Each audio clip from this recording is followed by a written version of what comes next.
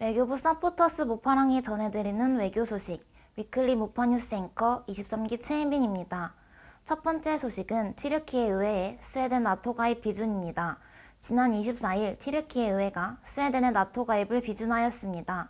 튀르키예는 자국 내 쿠르드족 분리독립단체인 쿠르드 노동자당을 스웨덴이 지지한다는 이유로 스웨덴의 나토 가입을 반대해 왔습니다. 스웨덴이 테러 방지법을 강화하고 튀르키예와 안보 문제에 대해 더욱 긴밀히 협력하기로 하며 교착 상태가 풀린 것으로 보여지는데요. 이로써 스웨덴의 나토 가입은 헝가리의 승인만을 남겨두고 있습니다. 자세한 소식 이세희 기자가 전해드리겠습니다. 네, 튀르키예에 나와 있는 이세희 기자입니다. 튀르키예 의회가 스웨덴의 북대서양 조약기구 가입 비준 동의안을 통과시켰습니다. 튀르키예 의회는 스웨덴의 나토 가입에 관한 의정서 비준 동의안을 찬성 287표 대 반대 55표로 통과시켰다고 현지 언론 후리엣 등이 전했습니다. 지난 2022년 2월 말 러시아가 우크라이나를 침공하고 석 달 뒤인 5월 스웨덴은 핀란드와 함께 나토 가입서를 제출했습니다. 스웨덴과 핀란드는 중립 노선을 지키며 나토에 가입하지 않고 협력 관계만 유지해왔는데 러시아의 우크라이나 침공을 계기로 나토 가입을 결정했습니다. 그런데 튀르키예가 스웨덴과 핀란드가 쿠르드족 분리 독립 세력 지원을 그만두지 않으면 두 북유럽 국가는 나토 가입에 찬성할 수 없다고 가로막고 나섰습니다. 이에 2022년 6월 말 스웨덴, 핀란드와 튀르키예가 3자 양해각서를 체결했습니다. 이 문서에는 스웨덴과 핀란드는 튀르키예가 테러 조직으로 여기는 쿠르드족 무장조직 인민수비대, 쿠르드 노동자당 등의 활동을 막겠다고 약속하고 튀르키예는 스웨덴과 핀란드 나토 가입을 찬성하기로 했습니다. 2023년 4월 핀란드가 31번째 나토 회원국이 되었으며 스웨덴은 반테러리즘 법안을 강화하는 등 튀르키예의 요구사항을 들어주며 튀르키예의 유럽연합 가입도 적극적으로 지원하겠다고 약속했습니다. 스웨덴은 튀르키예 의회의 결정에 환영하는 동시에 에르도안 대통령의 조속한 비준을 요청했습니다. 스웨덴 나토 가입에는 이제 헝가리의 동의만이 남아 있습니다. 오르반 비토르 헝가리 총리는 이날 울프 크리스테르손 스웨덴 총리에게 서한을 보내 나토 가입 문제를 논의하자며 그를 헝가리 부다페스트로 공식 초청했습니다. 헝가리 정부는 나토 회원국 중 거의 유일하게 친러시아 성향으로 분류되지만 헝가리는 튀르키예가 스웨덴의 가입을 비준하면서 자국도 뒤를 따르겠다고 했습니다. 무엇보다 오르반 빅토르 헝가르 총리는 24일 스웨덴의 북대서양 조약기구 가입을 비준할 것이라고 밝혔기에 동의 수순을 밟을 것으로 기대합니다. 그동안 스웨덴은 핀란드와 마찬가지로 수년간 나토 합동훈련에 참여했습니다. 스웨덴의 군사력은 냉전 이후 급격히 축소됐지만 국내 총생산의 2%를 방위비에 쓰도록 한 나토의 목표를 달성하기 위해 국방 예산 지출을 늘리기로 약속했습니다.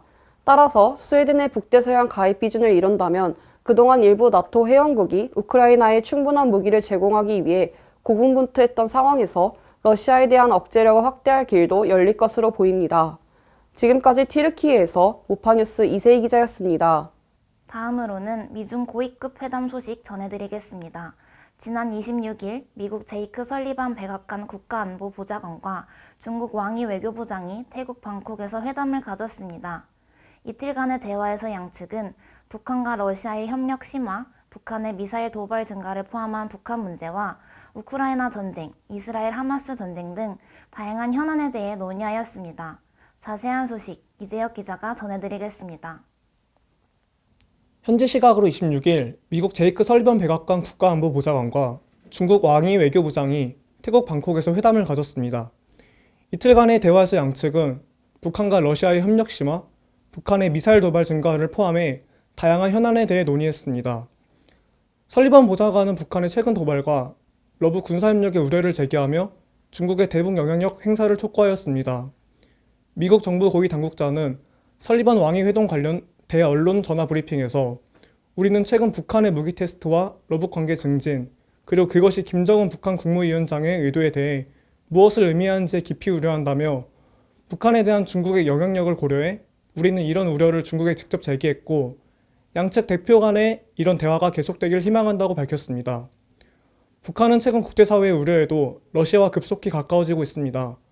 북한은 중국과의 관계도 개선하며 북중러 연대를 강화하고 있습니다. 이런 상황에서 미국이 중국에 추가적인 역할을 당부한 것입니다. 다만 북한 문제와 관련해 양측이 구체적인 합의에 이르지는 못한 것으로 보입니다. 고위 당국자는 중국이 북한 문제에서 보다 건설적인 역할을 하도록 변할 것 같으냐는 질문에 최근에 어떤 것도 건설적이라고 얘기할 수 있지는 모르겠다고 말했습니다. 또한 북한 관련 문제 이외에도 미중 간 소통 문제를 포함해 우크라이나 전쟁, 이스라엘과 하마스 전쟁, 홍해 예멘 후티 반군, 대만 남중국해, AI 협력 등 다양한 주제를 두고 논의를 진행한 것으로 전해졌습니다.